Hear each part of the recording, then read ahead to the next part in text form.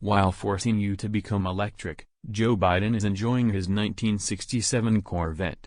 While enjoying his magnificent, gas-guzzling 1967 Corvette Stingray, President Joe Biden wants to decide what kind of vehicle you can own.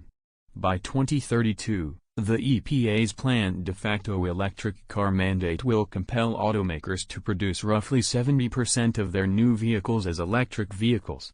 The Department of Transportation under Biden is now delivering a second blow.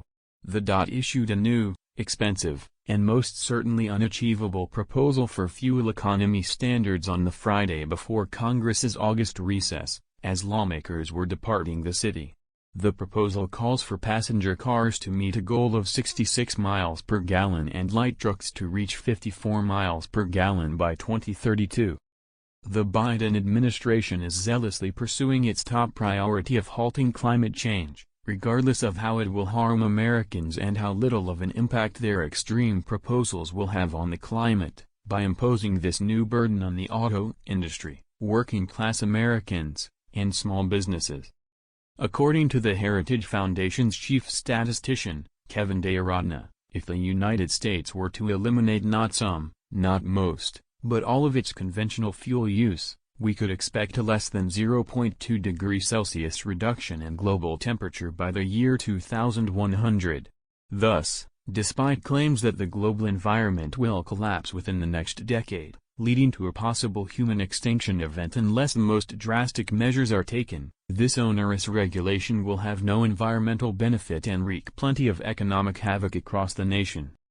Just as with the Biden regime's proposed efficiency standards on dishwashers, gas stoves, and water heaters, DOT makes the argument that such restrictive fuel economy standards will save Americans money even though it openly admits consumers would pay more for new vehicles up front. It claims the difference can be made up over time through savings at the gas pump. But the more likely result, when Biden's overall climate agenda is factored in, is higher auto and gas prices, less consumer choice, and reduced road safety.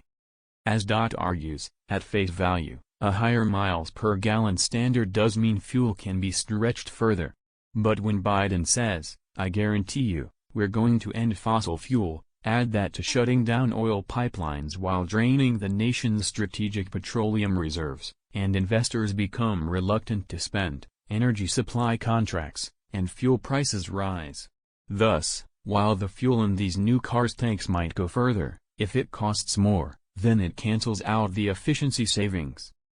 As with the EPA's proposed tailpipe emissions rule intended to convert much of America over to EVs, the new DOT fuel economy standards mean less consumer choice. Such high fuel standards are extremely difficult to achieve and are unlikely to be attained, meaning that if this rule were to be finalized as is, auto manufacturers will be constrained in what types of vehicles they can build. Auto companies will be forced to produce more EVs, even if Americans don't want to buy them. These cars will be more expensive, take longer to recharge than a simple gas fill-up, and will not work as well in very cold or very hot climates.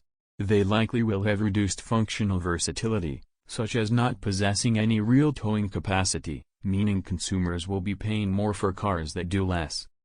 Lastly, these fuel economy standards will reduce passenger safety. Per DOT's own admission noted above, the expected increase in auto prices would make purchasing a new car prohibitively expensive for many Americans. With unaffordable newer models, consumers lose access to the latest advancements in safety technology. As Americans work to keep their old cars on the road longer and odometers tick up, the law of averages dictates that parts will fail, which not only results in costly repairs, but sadly, can lead to serious car accidents, as older models are shown to be less safe in accidents relative to new vehicles. According to Heritage Foundation Distinguished Fellow Steve Bradbury, NHTSA, the DOE's National Highway Traffic Safety Administration, acknowledges that its proposed fuel economy standards will increase deaths and serious injuries on America's highways, though the number of additional deaths and injuries NHTSA is estimating in this rulemaking are suspiciously small and almost certainly manipulated to appear less shocking than they really are.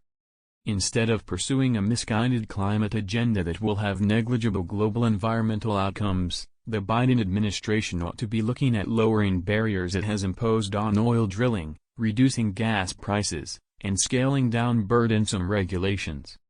The DOT's latest fuel economy standards, especially when considered in conjunction with the EPA's tailpipe rule, should be rejected. Of equal importance, it is long past due for the central planners in Washington, D.C., to leave drivers alone.